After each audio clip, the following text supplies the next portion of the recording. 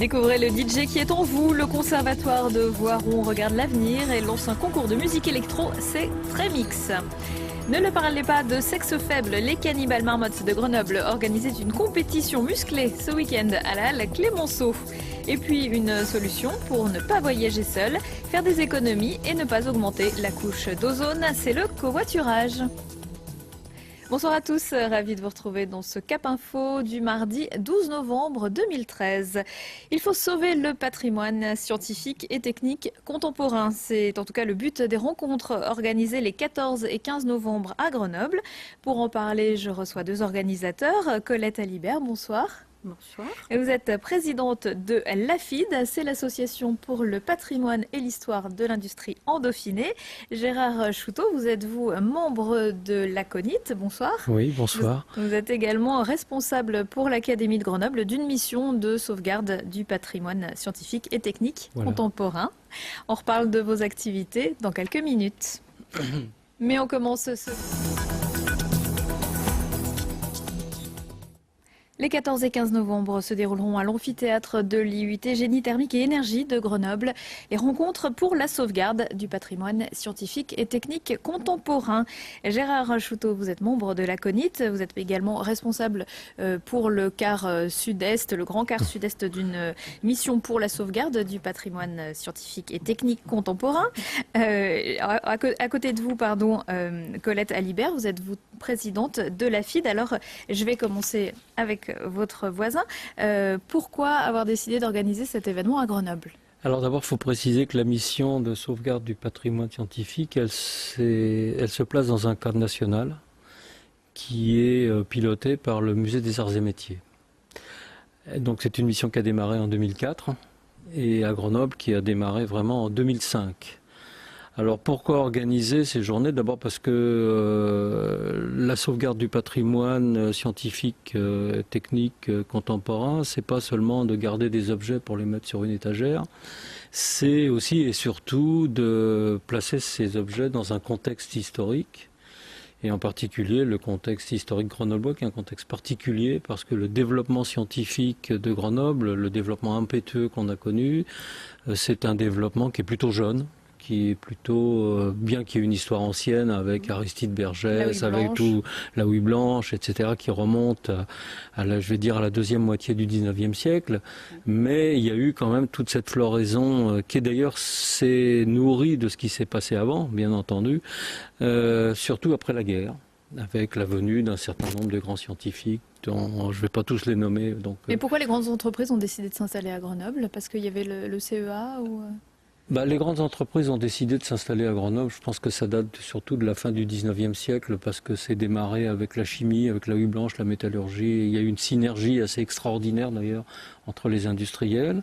Il y a eu aussi des contacts étroits, des collaborations avec les universités, avec certaines universités. Et après, le système se nourrit lui-même, c'est-à-dire les industries sont au démarrage de formation, de recherche d'université. Ensuite, le fait qu'il y ait un parc d'universités important, c'est aussi très attractif pour les entreprises. Donc ça, c'est ce qui s'est passé plutôt dans la deuxième moitié du XXe siècle. Alors, rappelez-nous quelle est la mission de l'ACONIT ? Alors la mission de l'ACONIT, elle est double. Il y a une mission d'abord qui concerne l'informatique, qu'il ne faut pas négliger. Donc l'ACONIT, c'est une association qui est déjà ancienne, qui a plus de 25 ans, et qui s'était essentiellement vouée à la sauvegarde du patrimoine informatique. Donc cette mission a très bien réussi, puisqu'aujourd'hui, à l'ACONIT, vous trouvez la plus grande collection d'Europe d'objets informatiques, logiciels. Vous êtes installé à l'Estacade, dans le quartier de l'Estacade à Grenoble. Oui, c'est ça. Et puis, depuis 2005, la mission s'est élargie à l'ensemble des disciplines scientifiques, toutes disciplines confondues. Alors, vous avez dit le grand sud-est, on va être modeste. Hein. Le sud-est sud. Oui, c'est plutôt on va se limiter à l'Académie de Grenoble. Ça suffit amplement à notre peine. Voilà.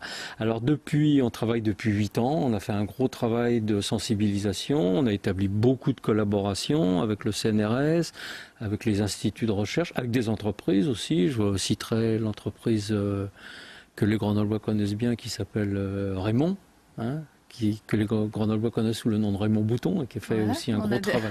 On a vu une de ses représentantes dans le sujet d'avant sur le covoiturage. Voilà, donc qui a fait un gros travail de sauvegarde de son patrimoine industriel. Et donc on a travaillé comme ça. Bon, maintenant, nous pensons que nous sommes parvenus à une étape supplémentaire qui est celle de la sensibilisation des différents acteurs, des collectivités territoriales, des grands instituts de recherche, des grands industriels, pour qu'ils prennent conscience que cette sauvegarde du patrimoine fait partie de leur mission. Donc c'est l'objectif de ces 2 journées, de ces 2 rencontres. Voilà. Alors, vous nous avez apporté 2 spécimens. De quoi s'agit-il?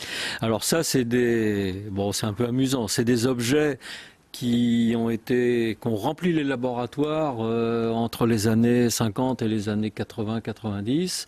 Pour ça, il y a beaucoup certainement de téléspectateurs qui le connaissent. C'est un oscilloscope. Donc c'était un instrument de contrôle qu'on mettait donc sur les dispositifs de mesure divers et variés. Et ça, c'est des boîtiers de résistance électrique, donc qui étaient aussi extrêmement banals, qu'on trouvait vraiment par dizaines, par centaines dans les laboratoires, y compris dans les lycées. Je pense qu'il y a beaucoup de lycéens qui ont vu ces objets-là. C'est des produits français. C'est assez emblématique parce que c'est un peu des objets qui font partie d'une catégorie, je vais dire, c'est de l'artisanat industriel. C'est-à-dire ce que vous voyez là, c'est un ensemble de résistances électriques. Évidemment, tout ça, c'est monté à la main. Alors, on va continuer à parler de l'événement qui nous réunit ce soir. Colette Alibert, vous êtes donc présidente de l'AFID, c'est l'Association pour le patrimoine et l'histoire de l'industrie en Dauphiné. Donc, pour vous, il n'est pas question que d'informatique. Quel sera le programme de ces rencontres? Est-ce que déjà c'est un rendez-vous qui est réservé aux professionnels, peut-être?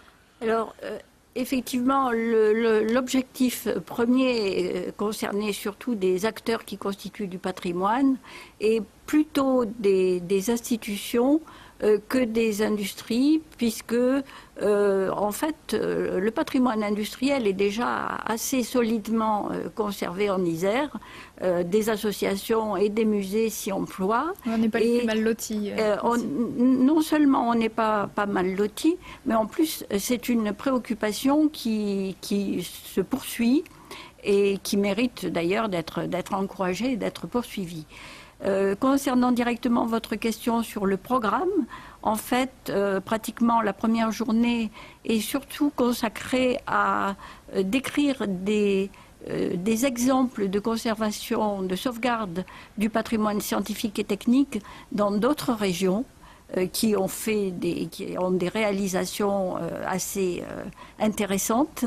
Et également, la deuxième journée est consacrée un peu plus au patrimoine industriel, mais là également, des exemples seront donnés de réalisations au niveau de la région, mais également dans d'autres régions. Et je vais citer par exemple le cas de Michelin, d'une action qui unit Michelin et le musée Henri Lecoq, qui est très, très intéressante, qui fait un petit peu le pendant de ce que fait la mission patrimoine scientifique et technique contemporaine Grenoble avec le musée à Rome, donc de la maison Raymond, et qui est une bonne illustration de ce que le patrimoine peut apporter en montrant non seulement le contexte historique dans lequel il a été engendré, mais également ce qui l'a conduit à produire. Et c'est une concrétisation qui est très intéressante. Eh bien, merci beaucoup pour nous avoir informés de ce rendez-vous. J'espère que vous nous enverrez les conclusions. On pourra en parler sur cette antenne. Merci Colette Alibert et Gérard Chouteau. Merci beaucoup.